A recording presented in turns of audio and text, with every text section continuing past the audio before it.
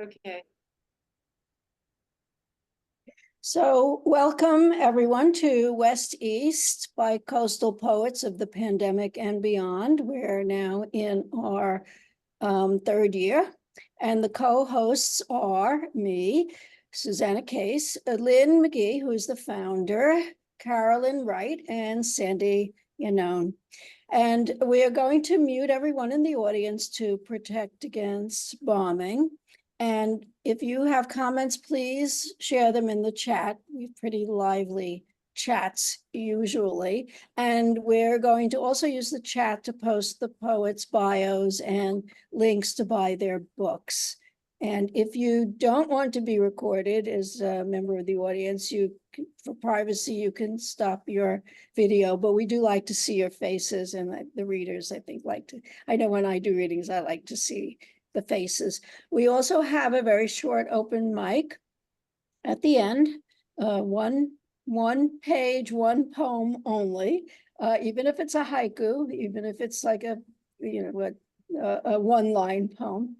And if you're interested in participating in that, please send a note in the chat to Lynn.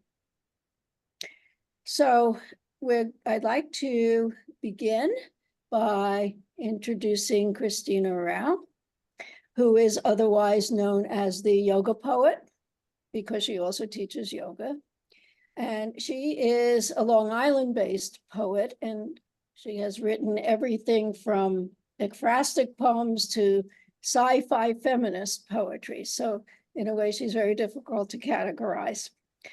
In How We Make Amends, which is Christina's newest collection, a chapbook, she makes a dreamlike exploration of nature.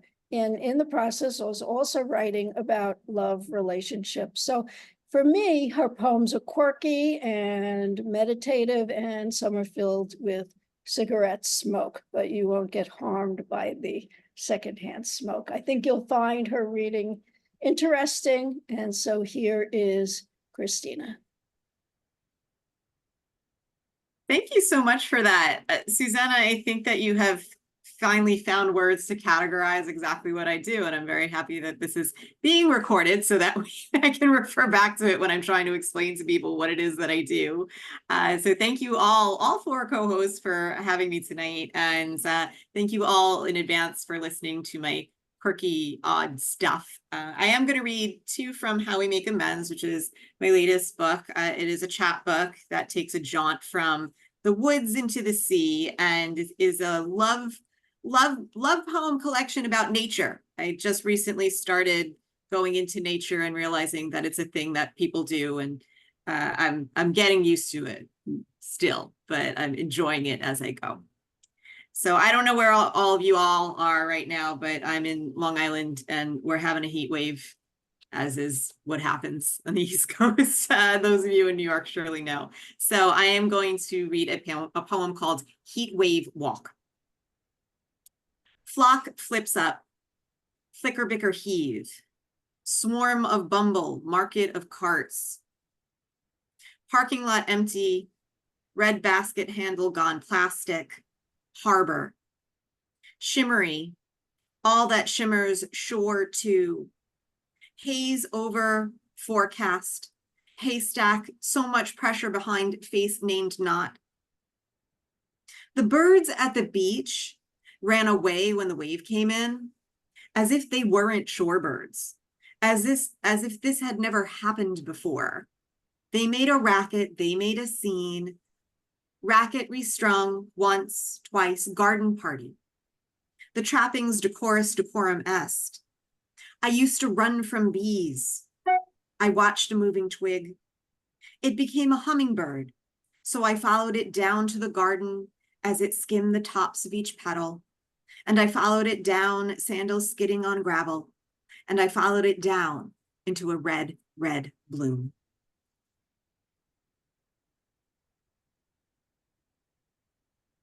The next one is the title poem, How We Make Amends. Hands in dirt blacken, fresh soil deep under nails, burrows into cracks. Fresh soil for planting, but planting season is past. Now is the time to remain dormant under unsteady sky. Even so, a want to make anew relights a flame more brilliant, an aberration in the cycle. We do our best to outrun, outshine, skip a step around, rain bogging down, ice solidifying over first with no time to adjust. Nature wins. We hibernate, we wait.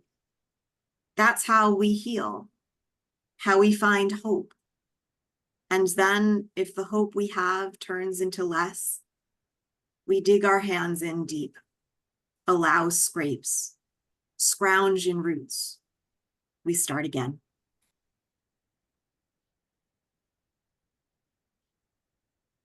And as I said, I'm new to nature, so this is called Woods Walk. And if you ever walk with me in the woods, you better know where we're going. Keep the river to the left. When you turn, it switches to the right. When crossing the bridge, watch for the current. Drop a leaf in and follow with your eyes. Shoulders back, gaze down. The roots can snag you. Gaze up when you stop. You should stop, sit, and breathe. Look around for signs in case you get lost. You will get lost. When you're tired and ready for home, you will see nothing familiar. When your feet throb, when your back bows, when your body sweats and burns, you won't know which way to forge ahead. Listen for the brook as it falls. Catch a drift of the honeysuckle. Feel your own heartbeat and walk. The brush will clear. The river will find you. Keep close to its edge, and you will get back. So I'm going to read some new stuff, but if you're new to my poetry, it's all new stuff. I recently heard word that the Central Avenue Publishing Prize is publishing their anthology, and 2 of my poems did not win, but made it into the anthology. So I'm kind of happy about that, and this is one of them. Apocalypse means nothing after Franny Choi. After the first one, like when a word means nothing more than garbled sound when repeated. Acknowledge all language is garbled sound agreed upon. Table, table, table, table, table, able, able, able, able, cane, cane, cane, cane, can, can't.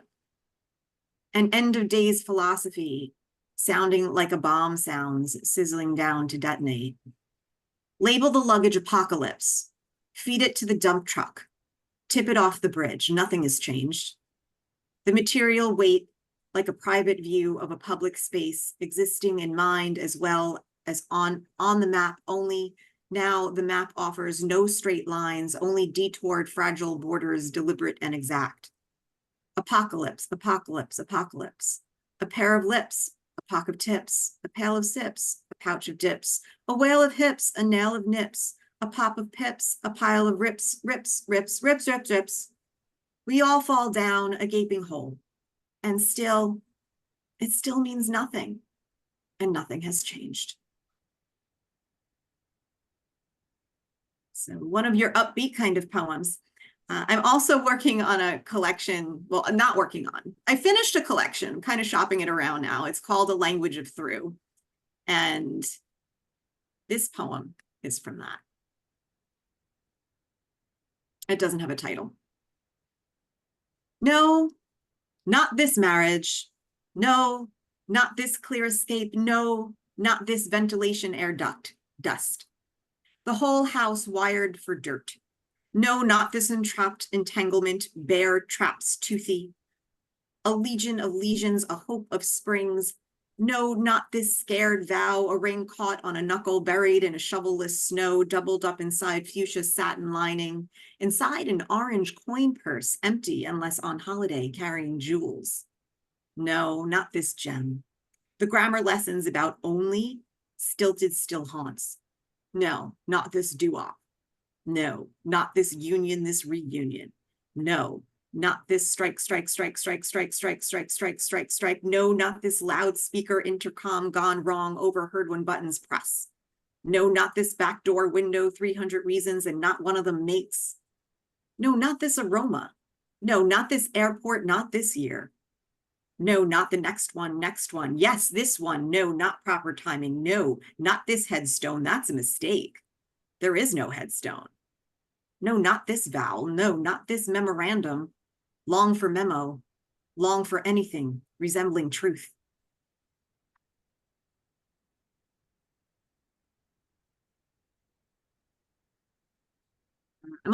This is the one I'm actually working on. I have a collection about Marie Curie, Nikola Tesla, and Mars.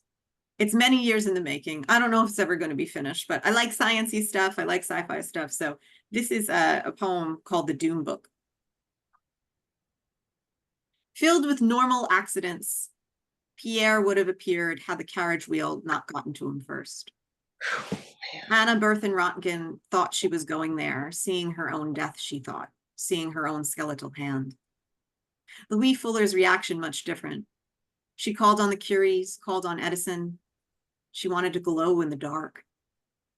The pages unroll mostly unsuspecting young ladies, dainty enough to paint watches, making the thinnest brushes daintier, holding their fine tips to lips, and a quick tongue flick, adjusting the right amount of radium for each piece. Their jaws went first, a necrosis, then their bodies, ravaged by the element that would eventually save us all. So, science has a lot of darkness, but also it has the best kind of words, which is why I like writing about it. Speaking of science and science fiction, I have one more poem. I read my poems sometimes. I think it's kind of bi-weekly or every third week. They air on Destiny's, the voice of science fiction radio, which is the longest running radio show about sci-fi. And it airs on Stony Brook University's WSUB. And the fun fact, the host is my eye doctor. So that's for another time and another place. But the host is my eye doctor, Dr. Howard Morgolin, and we met on a whim, but it was kismet that we met. This poem is based on Dara Birnbaum's Technological Transformations Wonder Woman 1978 to 80, which is, I saw it at the MoMA. It is a video art installation, and you can see it for yourself on YouTube. This is called Woman on a Loop. Explosive fire billows and alarm screams. Diana Prince appears. Smart silk blouse, plastic work ID clipped to belt, tailored brown slacks, ponytail tight, arms outspread, blue eyes wide, black clutch in hand. She stands next to what could be a factory up on a hill of boulders. And she spins. A bright white glowing circle blasts out. This occurs a few times in succession, exactly the same. Then it's not the same. Diana of Themyscira appears where Ms. Prince stood. A gold crown holds back a brunette mane. A bodysuit emblazoned gold, red on top, blue below. The boots show when she takes off through trees. The blaring alarm shifts to a 70s groove. She settles in the shade of a grove. She spins, and she spins. And she's in a hall of mirrors. She pulls off a cuff, drags it along a reflective glass wall. She's wearing all black, hair held back. It's Diana Prince. She spins, and she spins. She's Diana. She's Wonder Woman. She's Diana. She's Wonder Woman. She's Diana. She's Wonder Woman. Back to the bright bodysuit and boots, through a looking glass, and she's in an office hallway and runs into a guy named Dale. Then they're in a garage, and there's gunfire, and she deflects all the bullets with quick forearm flicks in succession.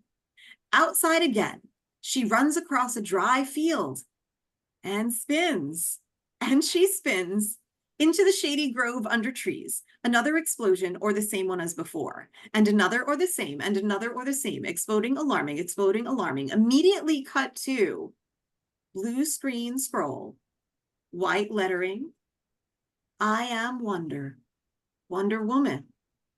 Drumbeat background, 70s syncopation. Shake thy wonder maker, crooning woman. Fade to black.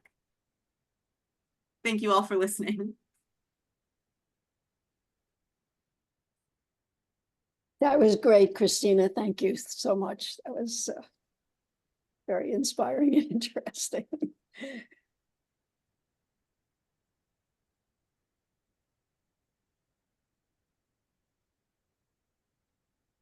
Carolyne, I'm going to hand it over to you. Yeah.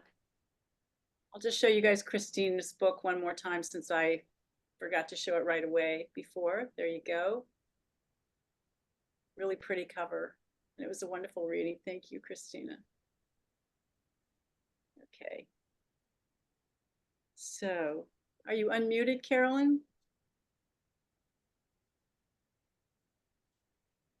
Uh-oh, she might be having a little bit of a technical problem. No, somehow I thought I was, anyway, here I am. Yes, hello, everybody. Good afternoon, good evening, boa noite, boa tarde, as we say here in Salvador da Bahia. I am going to introduce Alex Simões, who is a poet from Salvador, born and raised here in Salvador in a very historic neighborhood. He's an LGBTQ poet, and he teaches, he writes, he performs. He's amazing. I am always impressed by his ability to turn a phrase and be extremely witty and performative in Portuguese. I'm just, I'm just sort of left just agog when he begins to read and perform. So what we decided to do here was that I think, at least for the first poem, I'll read the English first, and then Alex will read the Portuguese, and then maybe we'll switch and Alex can read the Portuguese. But what else do I want to say about him? He's got several books. He teaches online and also for various groups that come to Salvador. He teaches for Fulbright groups. He teaches Portuguese. He also travels around Brazil to do other work and other readings. And we met at an event in 2018 when I had a residency at the Instituto Sakatara, which is a writers and artists residency program on the island of Itaparica, which is, it looks kind of like Long Island, and it has the bay on one side and the ocean on the other. Is that right? No, something like that. And no, not quite. It's really within the bay, but you have to take a ferry to get there from the big city. In any case, we met at an event in Salvador where the fellows, one of the residents, were giving presentations, and I was one of them. And then he gave me a copy of his book, not that one, but the other one, Transformação, and which means basically transforms action, as I've translated it. So I began translating some of the poems from that, and we've been working together ever since. So I've been back to Salvador Bahia and also on the island a few times since then, and we have continued to work together. So I hope you will enjoy hearing Alex. And I am going to start with the title poem from the book Transformação, which is a play on words in Portuguese, because if you say transformação, it means transformations, as well as transforms are, literally. So, and someone I see has posted that poets change names the way Fernando Pessoa had so many different names, an amazing poet. Okay, and so Alex has actually been influenced by a lot of the major poets of the Portuguese language, including Pessoa and Camões and Carlos Drummond de Andrade, who's fairly well known. Some of these poets have been translated into English, so you can find their work. But Alex is coming into his own now. So the first poem in English, it's called Transforms Action. And believe it or not, it is a sonnet. Okay. This beat is almost a samba, almost equalized by pain in the ear, almost a poem made by an almost madman who makes sonnets making no sense. It's almost a manifesto by an almost black man who is almost a man, almost a son, Caboclo Eke Orisha, saint with no foundation, with wings on his feet and finger on the trigger. For nothing is made the way it used to be. It was already future and only present later. And it's in this time almost that suspense in everything that goes around us all, coming from on high, the low makes light what's dense, and what was immense turned out quite small. So take it away, Alex. Hi, everybody. Thank you so much, Caroline, for introducing me, for translating me, for being my friend and showing me opening so many nice doors as today, as tonight, today. Um, was wondering when you talked about the day we met, the moment we met. Always meeting is you come so often to Salvador that sometimes I forget that you are in U.S. women. And yes, actually, we speak the universal language of poetry. That's what's important. And I was answering. I'm very bad with names, but I forgot in the chat. I talked about Fernando Pessoa because um, I think Sandra Yannone, Sandra, wrote, spelled Alec, and she said, "I'm sorry, my corrector, my notebook made it." I said, "No problem, no worries. I'm reader of Fernando Pessoa, but not only Fernando Pessoa, not only Luis de Camões, and not only of white European men. But for example, I'm reading and very influenced by Vladimir Cazé, who is here. Is a very friend of mine. I became friend of his, and he is a very important poet from Salvador. And I'm reading. Is it okay? Can you hear me? Okay. Okay. And I read also and was influenced by Manuel Bandeira. And we're going to read afterwards a poem very influenced by procedure, very influenced by two U.S. Poets, Kenneth Goldsmith and Vanessa Place. I like to do uncreative writing also. But let's go to transformação.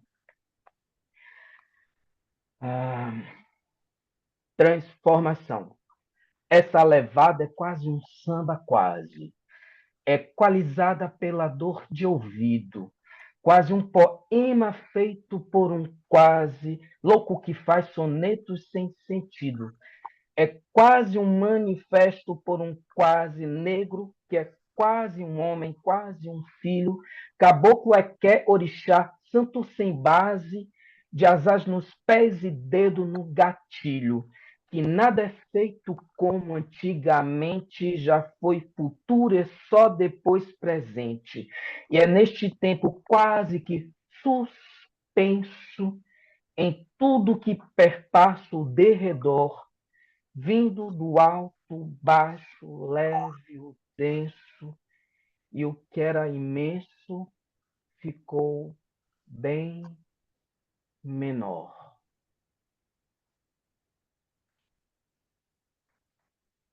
That's it. Thank you. Thank you, Alex. That was Thank you know, you.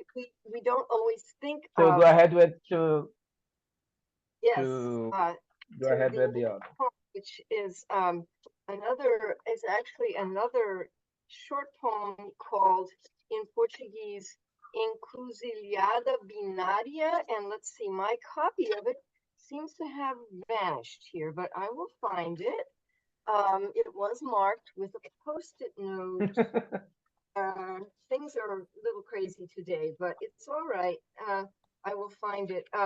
This poem, I'll talk about it for just a minute. It's influenced by, I mean, if you know the blues, the blues of the southern United States from the African American sensibility, here we go. Oh, I put it over here. No wonder I couldn't find it. The blues deals with, they often talk about the crossroads. And, you know, we have the wonderful Robert Johnson, the blues singer, who apparently was made a pact with the devil, which made him a brilliant blues musician. But also in the Afro-Brazilian tradition, spiritual tradition, the crossroads is also very important. It's where energies come together and cross and fertilize each other. And so the practice, the Afro-Brazilian practice, spiritual practice, at least in Bahia, is called candomblé. And it's becoming better known now, I think, outside of, you know, in North America, but still. And so this particular poem has a number of words from Yoruba, which is the main language that's used as a liturgical language in candomblé. So we have the word ago, which is a term for a petition or a request to be allowed to pass, to enter, or to start a candomblé ceremony. And then there are other words. Eshu is the deity or the natural force who is the master of communication, who links human beings with the divine, and makes possible the communication between the spirit world and the human world. And then there are a few other terms. I won't explain all of them, but there's a salutation, laroye, and then ebo is a sacrifice of an animal for a votive offering, which if you've read the Old Testament, you know about animal sacrifice. Sorry, not only animals. It's an offering, not It's an offering. necessarily sacrificing animals, not necessarily. Okay, It's an now offer it's for the Oisha. And then the other last word is pade, which is a sort of another a kind of a rite of expiation or asking for forgiveness to keep away negative forces during a ceremony. So I'm just going to read the English, and then Alex will read the Portuguese. It's called Binary Crossroads. And it's very interesting that the sense of binary, which we think of as, you know, black and white, good and evil, right and wrong, dark and light, etc. But that's actually sort of an ironic sense in this poem. Binary crossroads. More than a chant, an agol, you may call it an exordium, just for you, who does not know what it can be, what it means to exist from times of origin. It arises for Eshu, my chant of Larouye. I beg your pardon here, neither ode nor odium. I'm just going to sing, that's all, and come what may it come to unfasten all the Gordian knots, the ebo of 0 and 1 in pas de deux, pade. Short poem. Thank you. Thank you so much, Caroline. Just one other, of course, when we talked a lot about this poem, and what usually it's very common in my poems. I use some. I'm talking about different, as every poet, different senses of the words I explore. And in this case, we have some many words related to the candomblé, to the African Brazilian religions, but it's not exactly in the sense of the sacred sense, and we using more one of the sense. For example, pade is also uh, related to, it's a powder that you use for to detach the bad energy, but also as a gay guy as I am, have a slang, a specific Brazilian slang that we call, it's a kind of a dialect called Pajubá. And Pade is, it can also mean cocaine. Uh, that it's just an example. I'm not talking about cocaine in actually in this poem, but it's just an example that the word have the in any word has many senses depending on who is talking using it. And this encruzilhada, the binary corner, is also a meeting between, especially in this poem, Luís de Camões, poet, Portuguese poet from the 16th century, especially an epic poem called Os Lusíadas. That's why I talk about the exordium in that gay black guy in the 21st century in Brazil, talking about this meeting. Encruzilhada binária. Mais que canto, agô. Pode chamar de exórdio.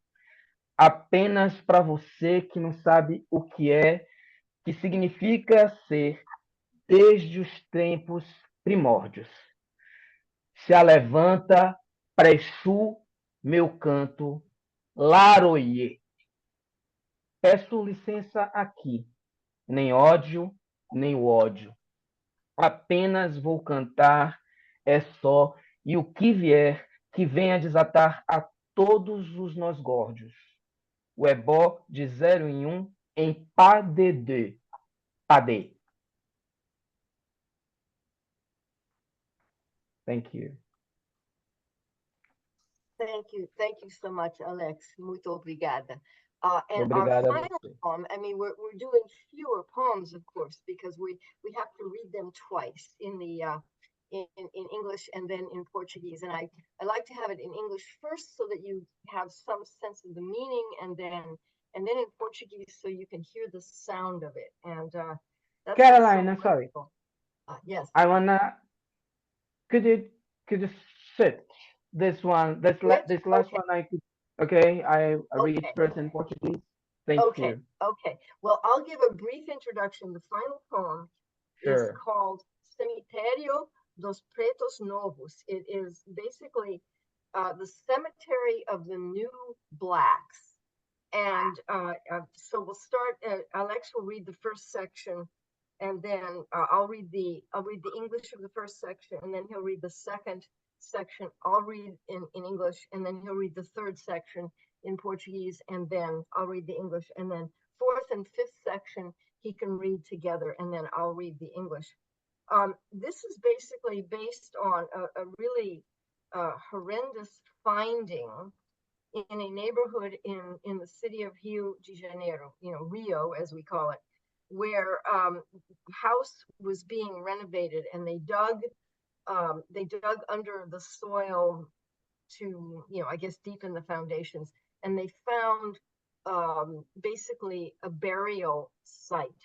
It was actually almost a kind of a trash heap where the bodies of hundreds of enslaved people were located. So the bones, mainly the bones that had all been broken up so that they could all fit and could be pressed down inside this site, which became kind of a garbage pit as well. And it was just a horrific discovery, and it occasioned a lot of thought and self-examination about the slave trade as it had existed in Brazil, and very similar. There's many similarities and parallels between the slave trade as it existed in Brazil and as it existed in the US and throughout the Caribbean, etc. So that house has now become a museum and a cultural site for the history of Afro-descended people and African culture as it has evolved in Brazil. So It's called next, Instituto dos Pretos Novos now. This place so is now the called Institute of Instituto New dos Black Pretos Novos. See, yeah. So Alex will read the first section and then I will read the Yes. section in English. How's that? Um, All right. okay, just before reading it, I have mentioned Vanessa Place and Kenneth Goldsmith with the idea of creative writing, but I also who introduced me to them was Angélica Freitas, Marília Garcia, two great female poets from Brazil. But I have to know that the uncreative process was not only the Dadaists made it, but we had Manuel Bandeira, wonderful Brazilian poet who made a poem based on journalistic how do you say text. Uh, he he used to do it to write based on diaries on newspapers, make poetry, and then the 20s and the 20 and the around 1920 he used to do it. This is really hard to me. And the uncreative writing helps me to Uncreative, talk yes. about very sensitive themes as this. Cemitério dos Pretos Novos. Primeiro, 5.563 fragmentos de ossos foram encontrados na frente do cemitério dos Pretos Novos, na rua Pedro Ernesto, Rio de Janeiro, no Porto Maravilha. Aproveitando a gentrificação do centro da cidade, os arqueólogos isolaram uma parte da Gamboa, onde encontraram, faz mais de 20 anos, restos mortais dos que, escravizados, desembarcaram de navios negreiros, morrendo por maus tratos e ou de orgulho, talvez numa recusa por servir, morrendo como parte de um processo histórico e de resistência em luta. Segundo Júlio César de Medeiros, os pretos novos eram os transladados que, ao chegarem na costa brasileira, morriam antes de irem ao comércio de pessoas peças para a escravidão. Thank you, Alex. Obrigada. This is the first section in English. Number 1. 5,563 fragments of bones were discovered in front of the cemetery of the New Blacks on Pedro Ernesto Street, Rio de Janeiro, in Porto Maravilha. Taking advantage of gentrification in the city center, archaeologists isolated a portion of the Gamboa neighborhood where they discovered, more than 20 years ago, mortal remains of those who, enslaved, disembarked from the slave ships, dying of mistreatment and or pride, perhaps a refusal to serve, dying as part of an historical process and of resistance in struggle, according to Julio César de Medeiros. The New Blacks were those transported who, upon arriving on the Brazilian coast, died before going to the market of people parts for slavery. And I'm sorry I got a call in the middle of that, but Alex, would you like to read part? Yes. Segundo, o sítio arqueológico é importante na medida em que avançam os estudos sobre a origem dos escravizados Embora a maioria dos brazucas desconheça o local e sua importância, talvez por figurar como um tapete sob o qual escondemos de nós mesmos 300 anos de escravidão. Part 2. The archaeological site is important insofar as the studies progress on the origin of the enslaved, even though the majority of Brazilians don't know about the place or its importance, perhaps because it looks like a carpet under which we hide from ourselves 300 years of slavery. Terceiro, no local, 6.119 corpos foram jogados dentro de 6 anos, ou seja, mais de 1.000 corpos jogados por ano, descartados sob um pouco de terra. A imagem do tapete aqui retumba. Até aqui, dos restos encontrados, muitos, dentre eles, sabe-se, crianças, nenhuma ossada inteira, por um dado. Para caber mais corpos no local, a praxe era queimá-los ou quebrá-los. Como na Nova Terra não tinham nome, os modos de identificação referem-se à idade presumida, o nome do navio e o traficante. Quarto, o cemitério só foi descoberto porque uns descendentes de espanhóis resolveram criar na vizinhança um estacionamento e, à flor da terra, foram encontrando ossos de pessoas. Quinto, e enquanto segue o Porto Maravilha, com o futuro Museu do Amanhã, o que fazer dos crimes insepultos?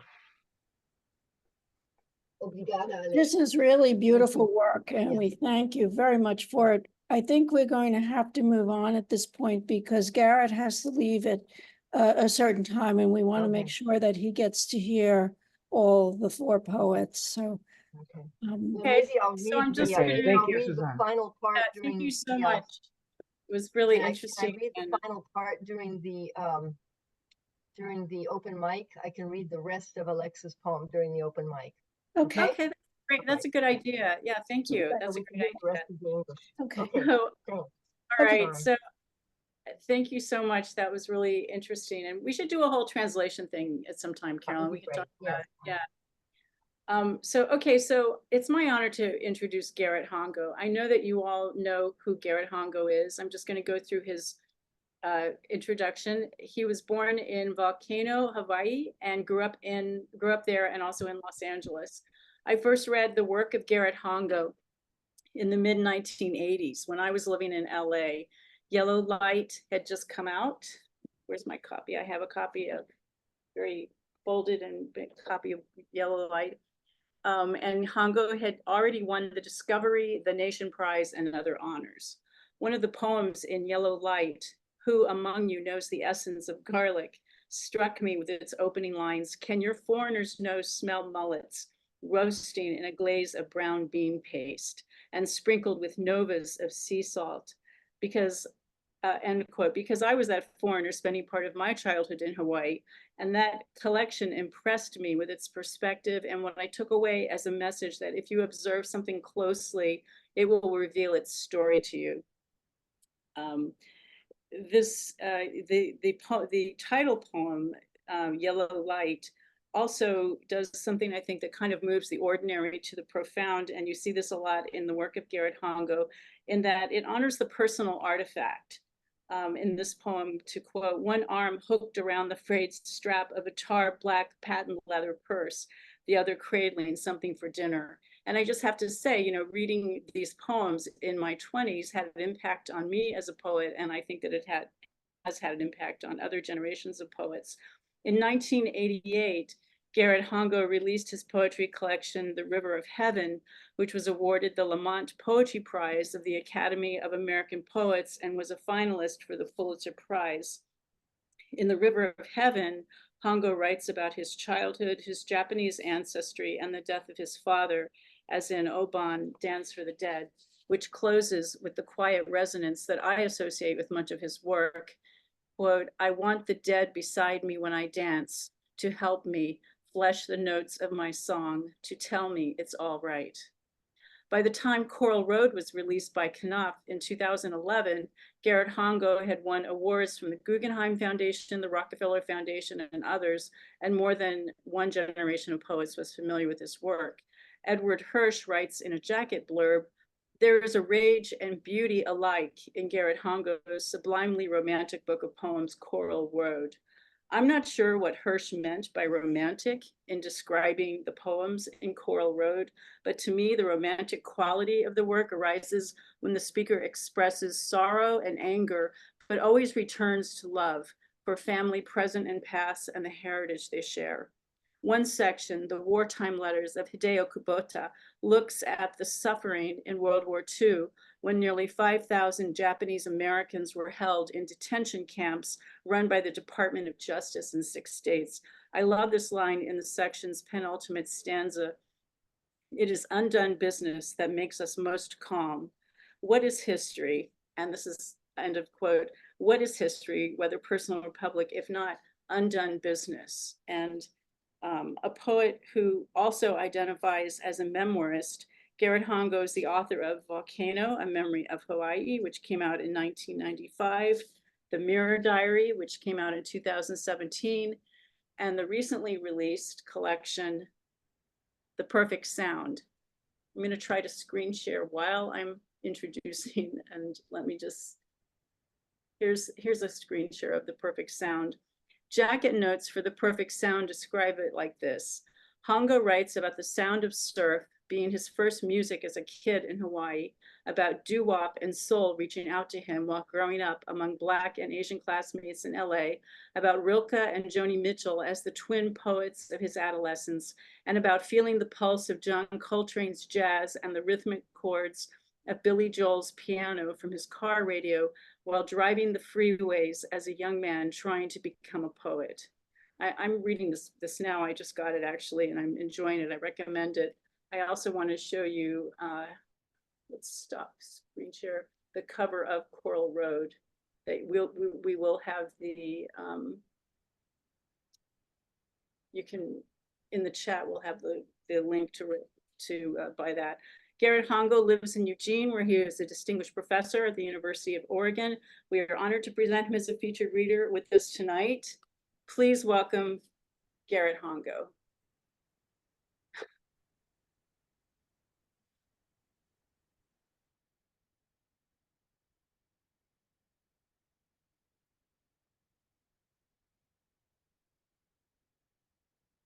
Needs to unmute. You need to unmute yourself, Garrett. Unmute yourself. Lynn, I have to thank you for that touching and copious introduction. I had no idea you've known my poems for that long. You know, I'm quite touched by that. Thank you so much. I'm going to just get to it. I'm going to read all new poems. They're from a forthcoming collection called Ocean of Clouds, that's due from Knopf in summer of 2025. And I'm just going to read about 5 poems, 2 shorter ones that sort of talk about my beginnings as a poet in college in California, and my teachers. The first is called Under the Oaks at Holmes Hall, Overtaken by Rain, and it's an homage to my undergraduate college, Pomona College. A desert downpour in early spring, and I'm standing under California oaks, gazing through rain as the gray sky thunders. I don't know why the nightingale sings to Kubla Khan and not to me, 19 and marked by nothing, not even ceremony or the slash of wind tearing through trees. I don't know why Ishmael alone is left to speak of the sea's great beast, why the ground sinks and slides against itself, why the blue lupins will rise and quilt through the tawny grasses on the hillsides. I can't explain this garment of rain on my shoulders, or the sour cloth of my poverty, unwinding like a shroud as the giant eucalyptus strips and sheds its gray parchments of skin and stands mottled and nude in the shining rains. I want something sullen as thundering skies, thick as earth milk, brown and sluicing across the streets, grievous as the flood of waters. I want unfelt sorrows to give away and wrought absence to exchange for the imperfect shelter of these oaks, for the froth of green ivy around my feet, for the sky without gods and the earth without perplexity. I want to have something like prayer to pay or a mission to renounce as a fee for my innocence under cloud cover and these furious nightingales of thunder, companions of song in this untormented sea of memory, uncrowded with bliss or pain. And this is another poem about that same time. It's about my fine and wonderful teacher, the poet Bert Myers.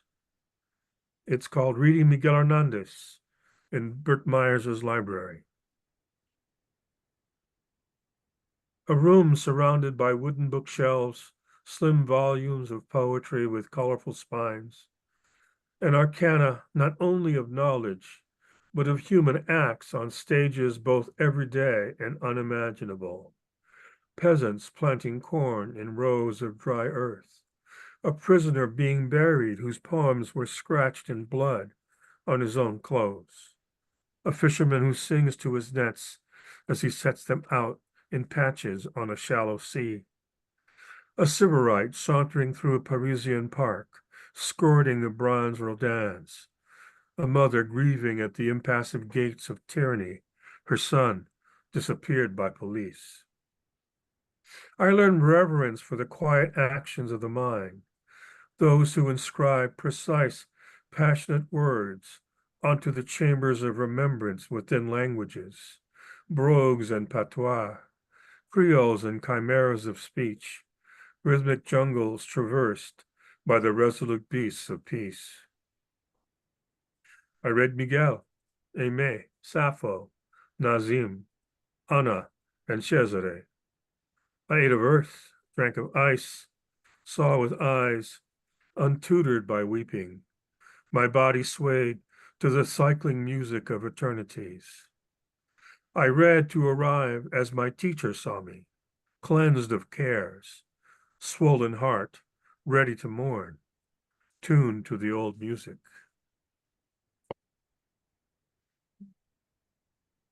This next speaks to early history of Japanese in Hawaii.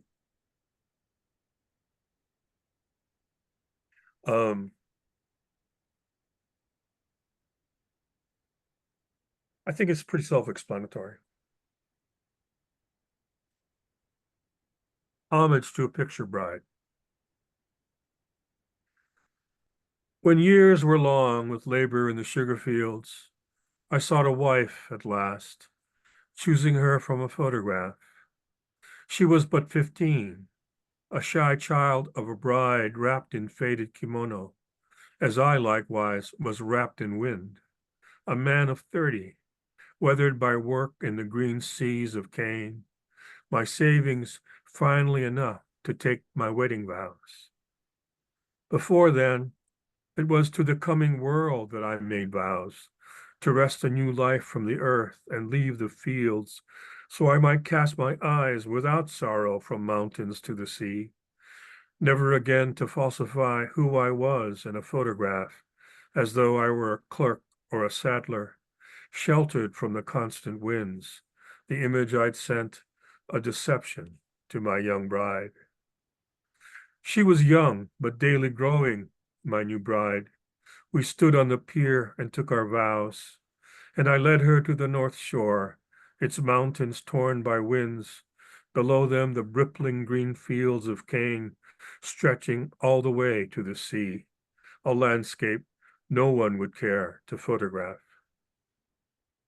Before we left, someone took a photograph. This laborer and downcast picture bride, half his age, at their dockside ceremony of vows, staged before a background of slate gray seas and the small curls of waves tossed by winds, impassive faces, resigned to a hard life in the cane fields. But we were destined never to leave the fields. My wife gave birth to a son we did not photograph, as before he could cry, he was taken by the wind that came betrothed as his own promised bride, journeying from the afterworld over storm-tossed seas, our mortal dreams of a better life all but disavowed. She herself died within a year of our vows, and so finally escaped the sugar fields, a ghost in flight, ha'alelehana, over the dread seas that never would be captured in a photograph, so that ever after only resolve would be my bride, and my mourning cloak a coat of harsh winds. Only the wind knows my sorrows now. Whatever vows my bride and I made are forever lost in the sugar fields. This photograph, the one moment we lived apart from life's cold seas.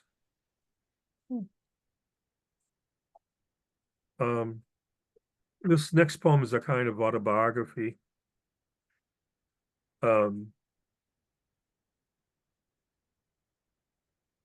guess that's all that needs to be said. Those of you who know what it is a bit. It's called Litter for the Taking. My dream life started in LA's concrete world, a cityscape of cheap apartments and palm trees, crowned asphalt streets, blacktop playgrounds, a swirl with immigrant Black and Asian kids, a wheeze of asthma in my chest, missing Hawaii and my playmate cousins, the sighing seashore that had, in foaming curls of white stories, given a pastoral and all its lore to paint my daydreams, vanish distress, and bring back the lost words of pitching waves, itinerant sellers of kulolo and fish, evenings of porch music and windward rains. I had these the way Muir had his sierras, a splendor alive in all my waking, a green mural of folded cliffs, plumeria blooms on patchy lawns, litter for the taking. Throughout childhood, I had my secret place, a splendor of mind amid urban squalor, palimpsests of imaginings to trace, while a car wreck screeched from the corner. I conjured yellow hau flowers, tofu shops, fish hooks baited with pink shrimp in waters tumbled from mossy stones, slate bells of clouds, the rippled silk of trade winds in blue tatters woven across a lagoon's upturned face. A shut-in latchkey kid, after school, I made games of cardboard, string. A sheet of foil was a silver pond where white egrets raced. I have since taken survey of other lands, parades of volcanoes, museum halls. I lived for pleasures that came to hand the way sea-run fish schooled by a waterfall. I learned of purple wines and their terroir. I gathered postcards at a stop and go. I hiked a narrow road one summer, chasing the ghosts of Sora and Basho. Another, my daughter ran on cobblestones down a winding Kafkaesque street in Prague. Alarmed, just 5, she'd found herself alone while I strolled ahead, my mind in a fog. It moved back, at work on a fantasy, something to do with Florentine lunettes, or a late spring snow at Kinkakuji, a laced chain of smoke from a cigarette. Intimations are what I'd sought, in a sense I had as though a child's, a saint's chorus, unaging wonders taken from guidebooks that might beguile and blaze to magnificence. A copse of oaks, a lawn of fallen umber leaves, our refuge. My home is now my nation.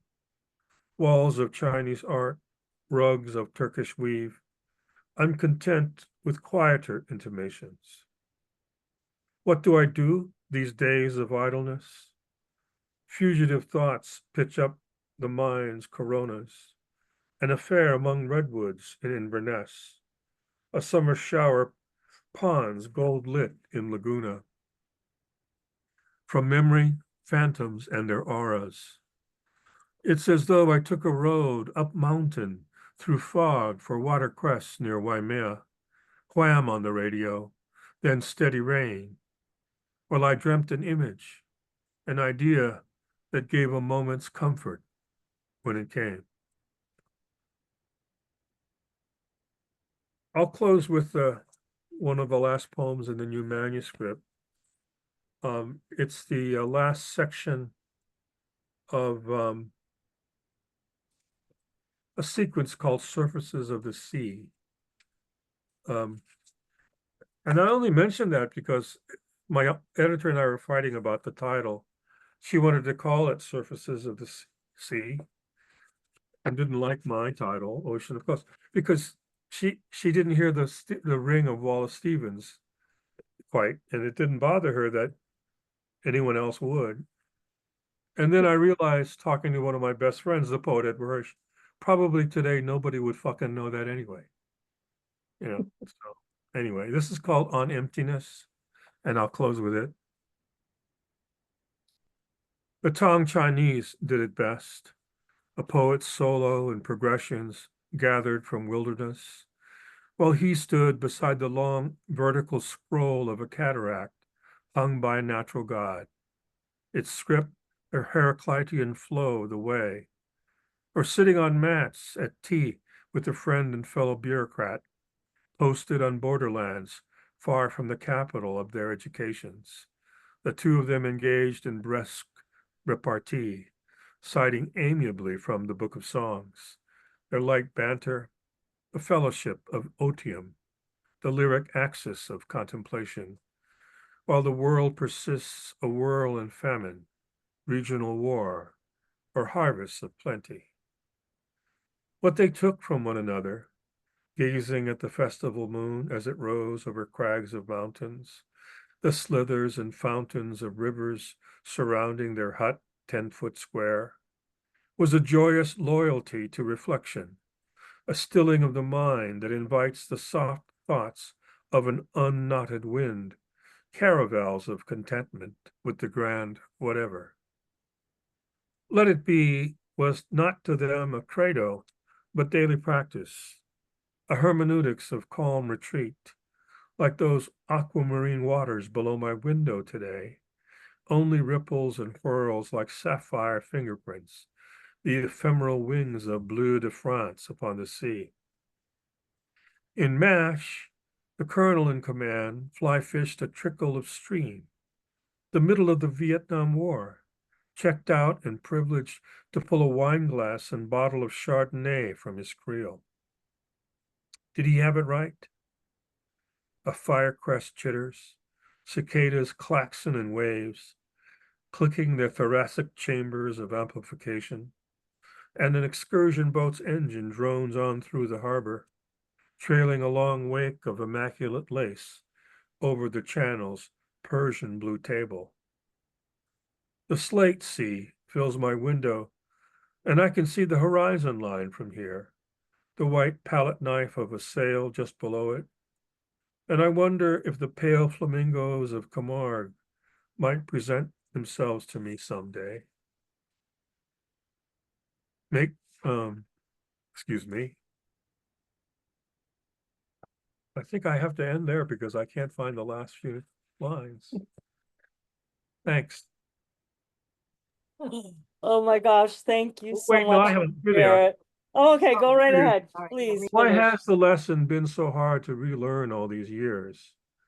Why have I allowed the settled law of my soul to be disrupted by tyrannous magistrates of the everyday? A groundswell of incessant woe, flushing a salty tincture of gentian through my mouth, My head constantly hung like a seabird, hunched below its dive, instead of lifted to meet the new day's yellow light. I've strong espresso in the morning, and some kind of warbler makes its melodic cry outside my window. I can't see Africa from here, but I can feel its continental drift, a steady tumulus of soul-making, arising from perigee and about to cross the expansive idles of ocean. If only I could stand the infinite measures, wait long enough, and not waste its buoyant resolve. If only I might dwell in emptiness the rest of my days. Hey, thanks so much, you guys. Thank you so much. There's so much flowing in your poems. There's so much current, there's so many currents, you know, the wind, the water, the passing through it. It's very, very active. I like that. Well, maybe like the Chinese, I take my cue from the movement of nature. Yeah. Yeah. I definitely feel that. And I'm glad you were able to finish the poem out.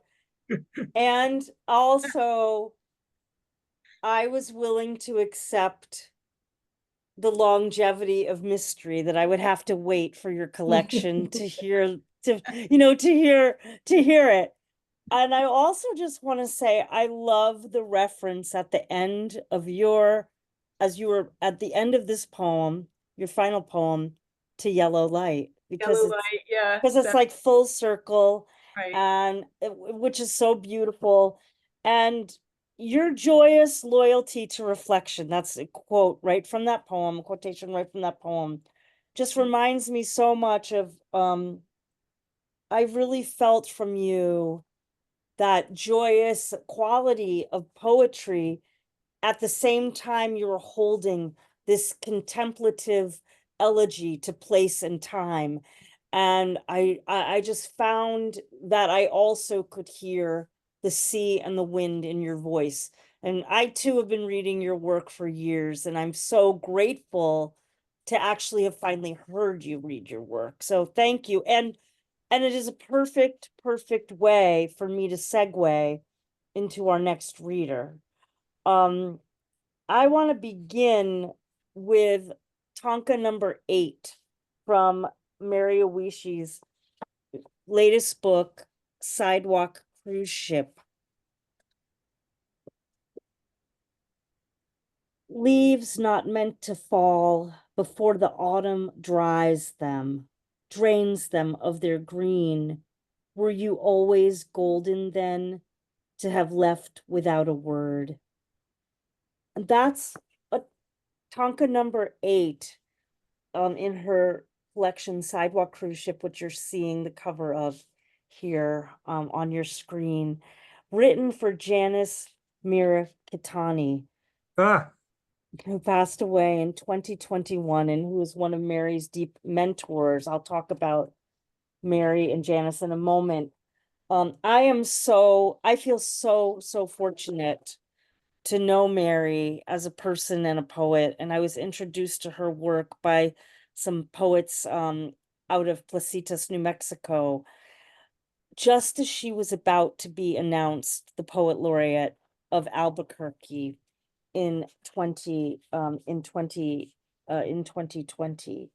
And the poets that were getting ready, that they were so excited she was going to be named, said, you know, pay attention to our new poet laureate. I think you're going to want to get to know this poet. And of course, the poet was Mary Oishi. And of course, I revel in the fact that I've been able to get to know her. And because of our connection with New Mexico, we invited her to be one of the featured poet laureates on another program that I host called Cultivating Voices Live Poetry in our Laureate Love Fest in 2020. In 2021. Later that year, just a few months later, there was a horrific shooting in Atlanta, in a salon.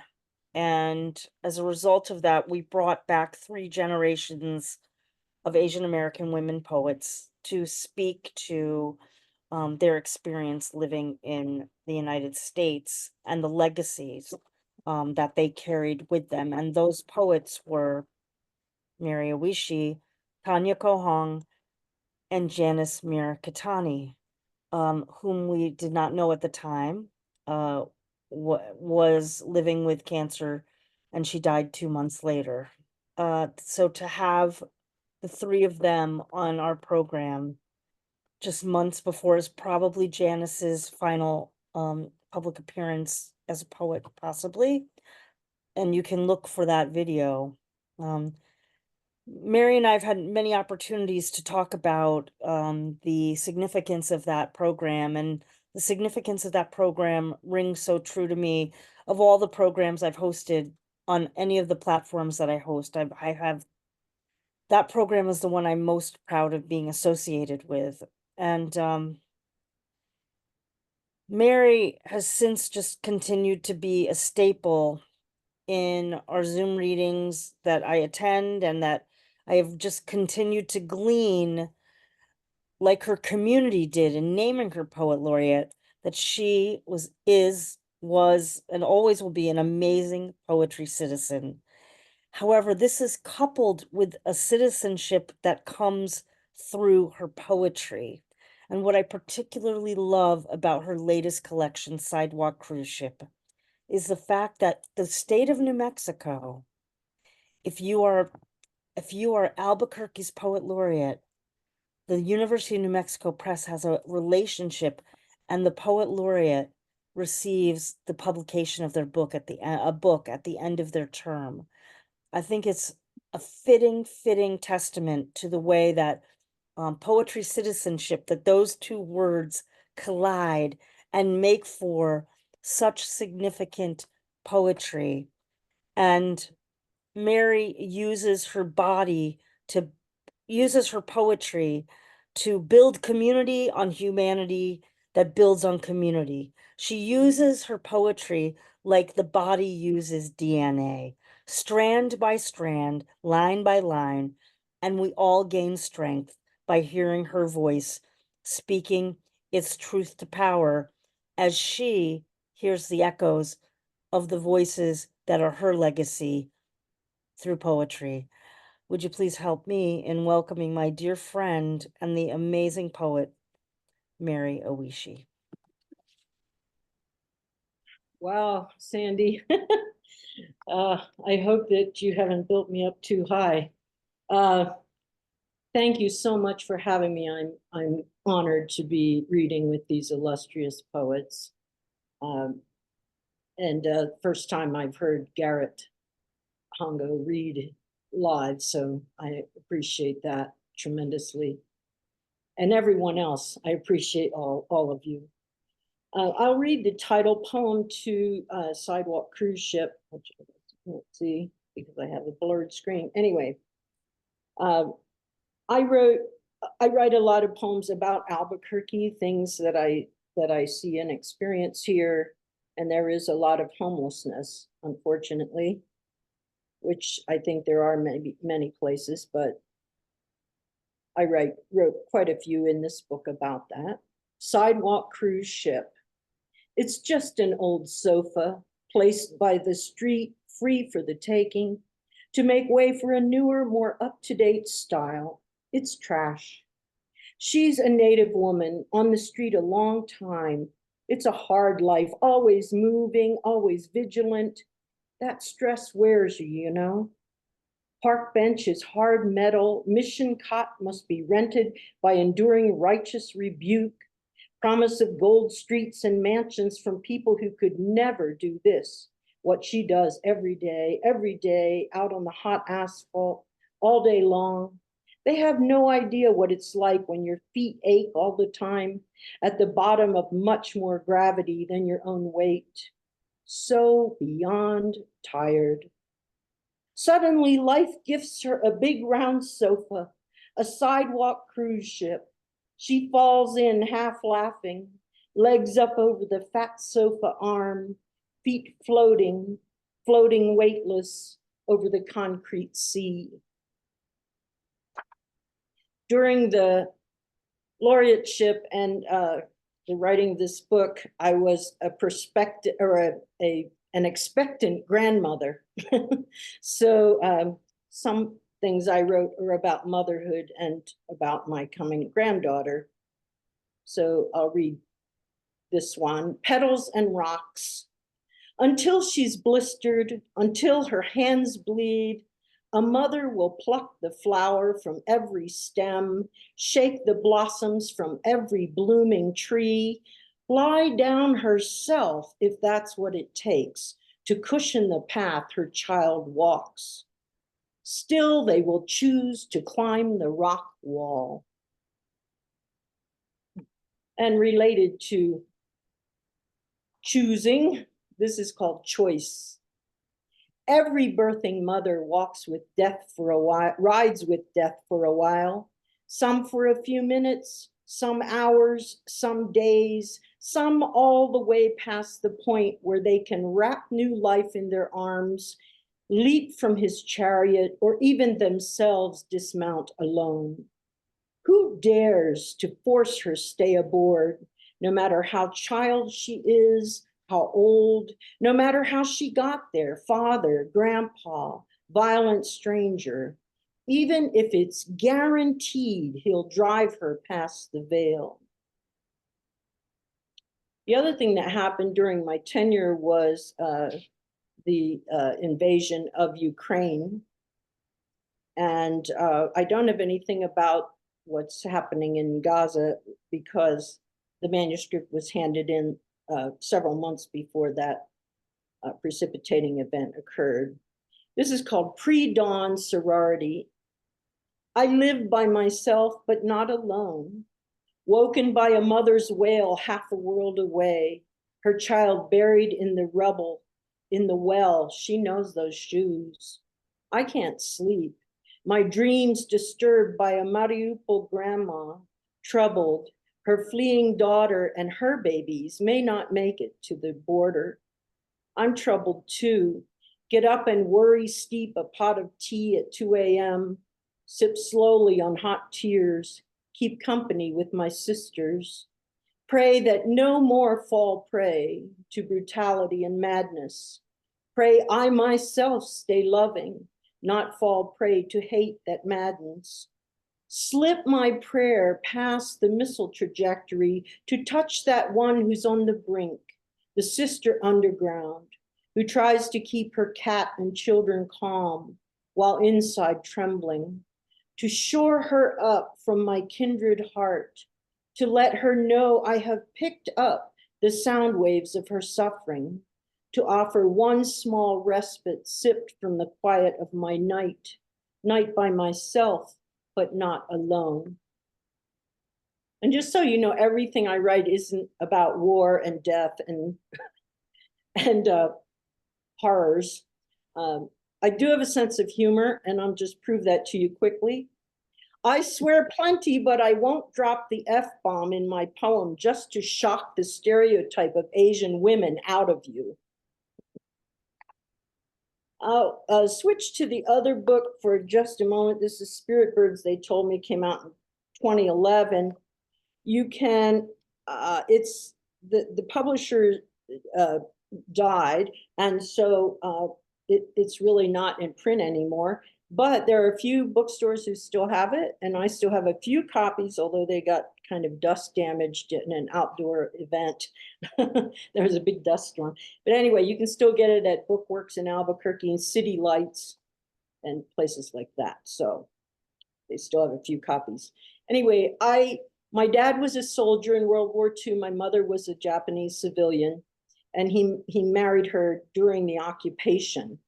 And for some strange twist of events, which I can't go into, I ended up being raised by his brother and sister-in-law, and the sister-in-law, who I called Mom, was, her parents met at a KKK rally. So I was raised by very overt white supremacists.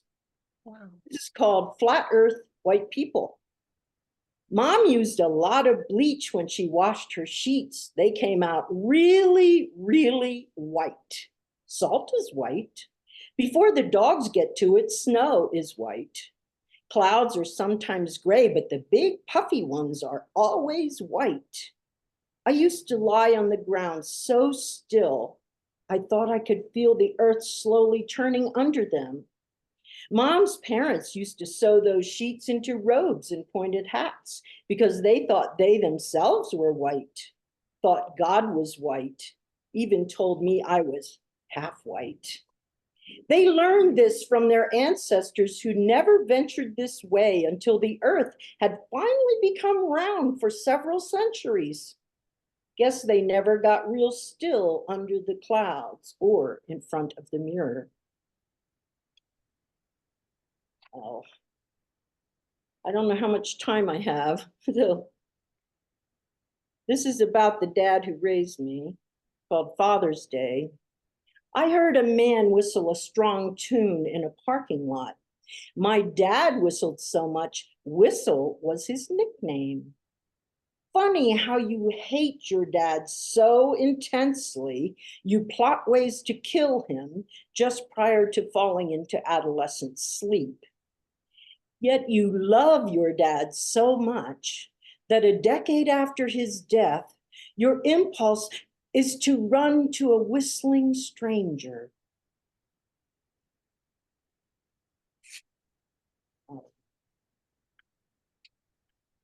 Do I have time for two more? Or one more? Doesn't matter. This is a longer one. It's kind of an anthem. I read it at the Women's March in Albuquerque the day after the inauguration in 2017. And a kind of giant scream went up from the audience, so it was quite wonderful. Women, when we rise. Women, when we rise heaving, panting, pushing, screaming like Big Bang birthing when we rise. Women, when we rise against pain, through pain, through more pain than one body can stand, it seems. Women, when we rise, it's never just one resurrection, it's always bringing more life with it, pulling the whole underworld along. It's bursting tombs into seedlings in springtime and singing tomorrows when we rise. Women, when we rise, Truth Mountain shadow darkened for centuries, burst watermelon and high-lit ribs, plain as day for 100 miles when we rise. Women, when we rise, secrets cry out from crevices, sulfured springs transformed to sparkling. What once was poison now is fuel for still more rising when we rise. Women, when we rise, there is no wind can take us down, tethered as we are to moon and mystery. Women, when we rise, all else is trifled, all the foulest deeds of greed and war, all fears that spawn them gone when women find their power. Women, when we rise together, out of bones unnamed and cries forgotten, bonded to ourselves like witch to stake, like slave to chain, like Hiroshima vapor to the stone, like Wada's blood to desert sand. But when we rise, we bring them every soul from the first mother forward, and goddess breath will roar from us forever when we rise. Women, when we rise, we must not, cannot, will not be put down again. When women rise, when women rise. Maybe I should stop there. I haven't been keeping track of the time. So I think it's a perfect place. okay. I think it's a perfect place. Thank you. Thank you. Thank you, Mary, so much. Folks, you know, I didn't mention, I'll just say this quickly, and then I know we're going to the open mic. Please check the chat also for the rest of Mary's biography. When I do the bios, I tend to go, you know, I create my own script, as most of us do, and we don't read the formal biographies. But I just want to congratulate Mary also for, you know, again, her work in the community of Albuquerque. I was just able to be down there and got to meet Mary in person for the first time, and to see the community that you know, there's such a strong community there, and Mary published the book as her project, as part of her work during her laureateship, called when she, it's right there in the chat. It's 100. Okay, I'm botching everything here. I'm so sorry. One everybody. Albuquerque, 100 poets. There you go. One Albuquerque, 100 poets, which received the very prestigious 2013 New Mexico Arizona Book Award. So, you know, Mary just always has used her any platform. She lives by sort of the motto that I try to live by, but Mary really lives by it, which is, even though it's in New Mexico, a rising tide lifts all the boats. I've seen it in action, and I've seen it in the poetry. For John, Mary, keep doing your good work, and thank you so much.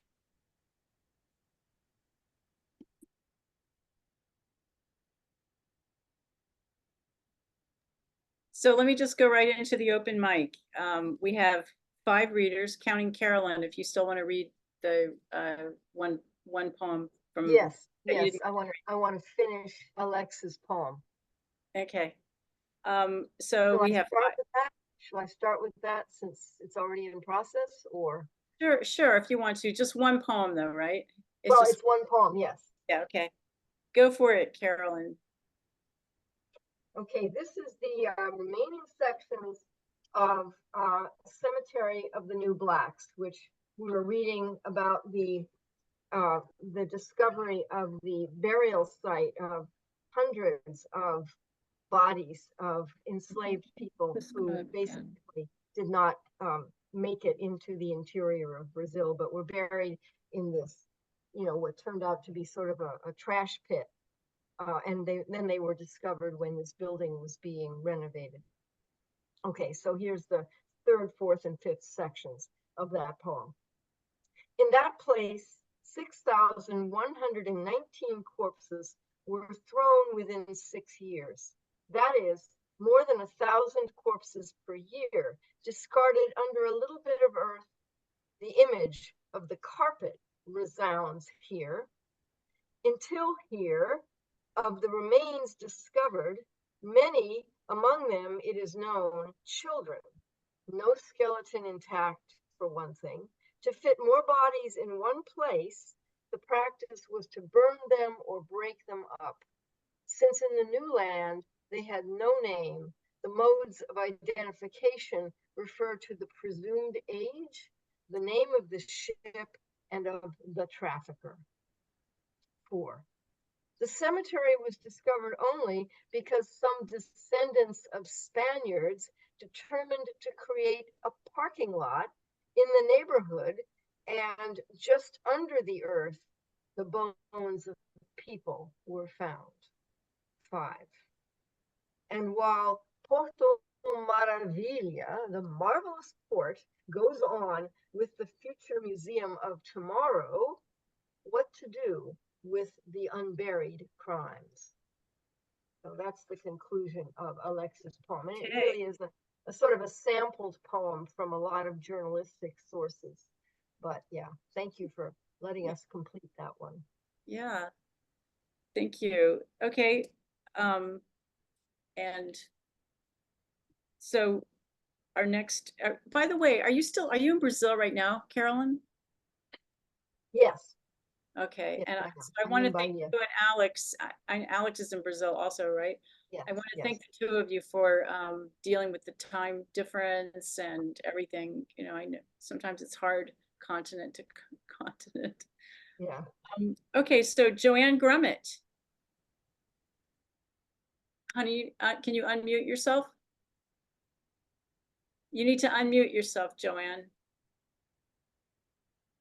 Joanne, you need to unmute yourself.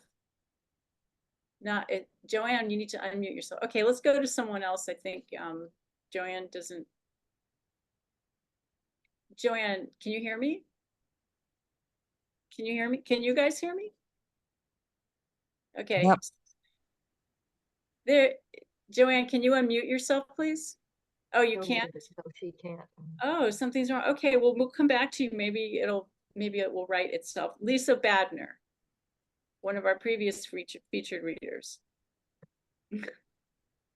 Hi, She's a everybody. judge. She's a judge. Oh, should I read a judge poem?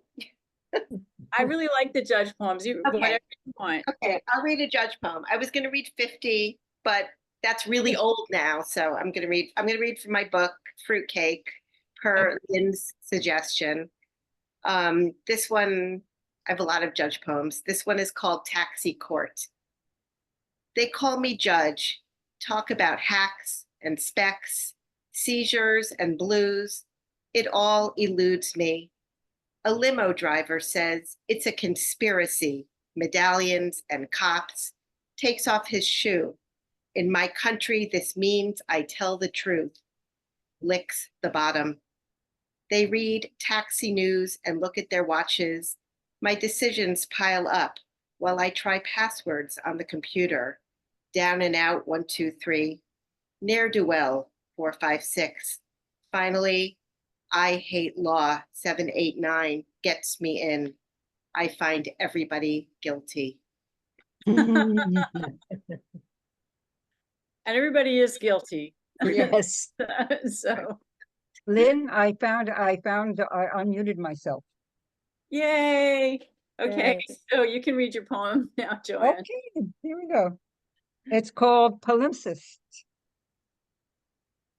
I smooth my skin with aloe and cocoa butter. Behind my ears dab the fragrance of lilies. But who am I deep down, where ancestral spirits dwell? I have a holy book written by men. But where are the women's voices? In the kitchen? Among the children? Welcoming the Sabbath bride with prayer. They need not be afraid of us. Maybe they should be. Maybe they should. Yes. Okay. Thank you. Sure, thank you. Okay, Beth Morris, one of our previous featured readers. Yeah, hi. Hi. Am I on screen at your end? Am I on screen at your end? Are you on screen? Yeah, we can see you. Okay, okay, great. It's so great to be back with West East, my favorite peeps. It's Bastille Day, Joyeux Bastille, and it's also the anniversary of my late sister's death. So I'm going to read a poem about her, which is coming forth in my next book, which will be a yellowed notebook. It's a collaborative hybrid based upon my late father's last notebook and final writings. It's kind of structured as a rondo. It starts off with a passage from his notebook, and then it leads into the poem. And very coincidentally, my father was a whistler too, Mary. And the poem is called The Whistler. The first part of it is from my dad's notebook, and it goes right into the poem. This is from Dave's notebook, 1997. In my lifetime, I've been a user of beaches, ranging from Coney Island up to the Massachusetts coast, private county units, all the way down the Jersey coast from Atlantic Highlands to Wildwood. The Whistler. Marlene and I spent summers on the beach at Lake Hopatcong, listening to Nat King Cole on our portable, lathered in baby oil, tilted our faces to the sun, my sister smoking her purloined Pall Malls. My father was a whistler. Pop songs, operatic arias, all 4 movements of Beethoven's Fifth. He would walk to the edge of the front lawn and whistle. One trumpet-like blast, followed by a trilled coda that carried more than a mile down the road. A signal that brought us up from the beach, up the hill, in time for dinner. My sister died last summer, recovering from successful surgery. They weren't certain how it happened. Doctors told us it was probably her heart, just like her father. except it wasn't like his death. She died in her sleep alone. But that night, I know he stood at the edge of the hill and whistled her home. Thank you. Beautiful. Yeah, Mm.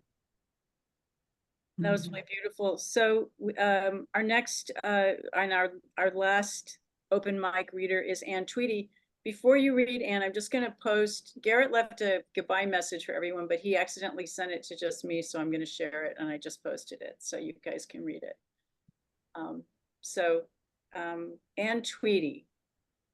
Thank you. Thank you. I'll read a poem called Cohabitating. 1. Bats live in my attic, and I won't evict them. Buzz rustle in the wall, a kind of bulwark against aloneness, against human pathos. I know this is unwise and worse, perhaps a breach of the social contract, but I can't help it.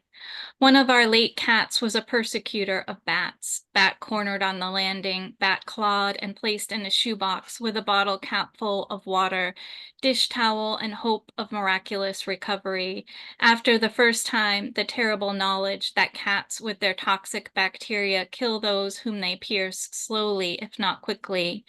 After the wildlife rehab closed, which most likely had euthanized them anyway, we released the ones who made it through the night on a tree.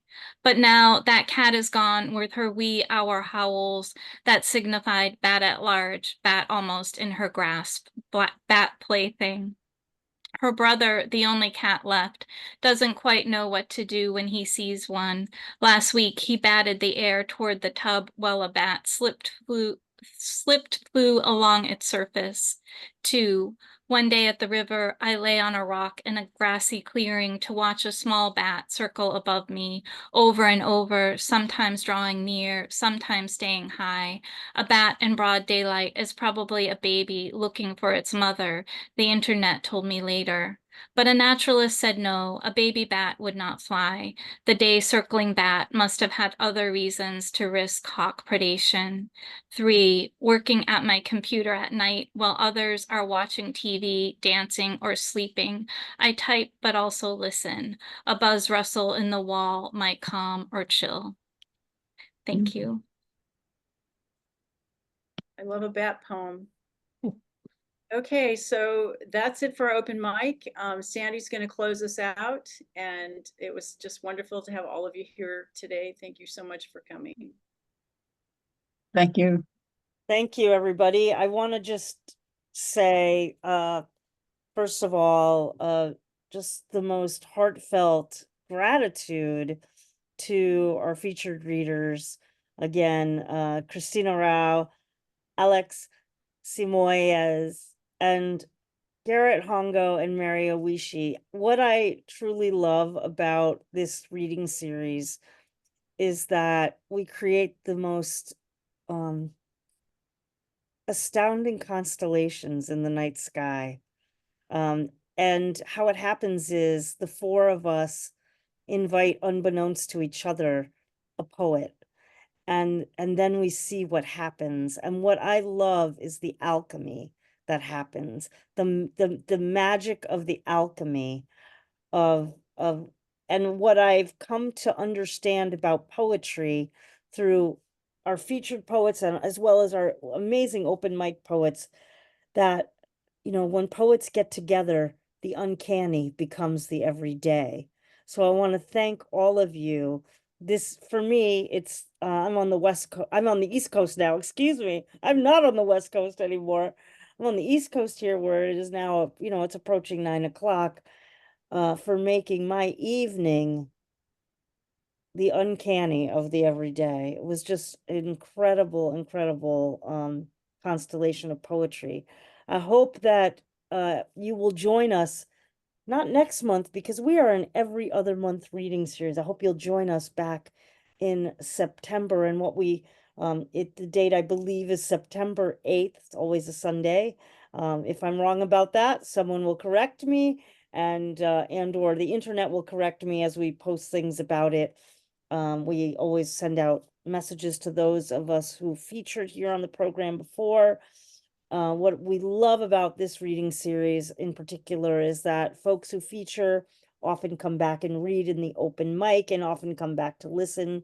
So we're very, very appreciative of all the voices that gather for this West East Bi-Coastal Poets of the Pandemic, and also those of you who, join us to read as well as to listen. Hope everybody will just continue to stay strong, use poetry to stay strong in these times. I mean, we really do keep getting hit with difficulty after difficulty after difficulty in this, particularly here in the United States, but of course we know it's worldwide. Please use poetry to keep the faith, and please take care and pay attention to your communities. The local becomes the global. And I think we need every voice and all the poems we can muster to be in community with one another. Again, thanks to all our future readers. Thanks for those of you on the open mic. I'm Sandy Yannone on behalf of our co-hosts, Lynn McGee, Susana Case, and Carolyne Wright. I bid you a buenos noches, good evening. Okay, bye, everyone. I'm going to stop the recording Yeah. now. Thanks so much, everybody. This was great. Thank you. Good Obrigada, night. Alex. Boa noite. Obrigada, Obrigado, Alex. Caroline. Vai falar- Obrigado, a gente. gente vai falar Thank amanhã. you. Yeah. Thank you so much, everybody. And yeah, so our next reading is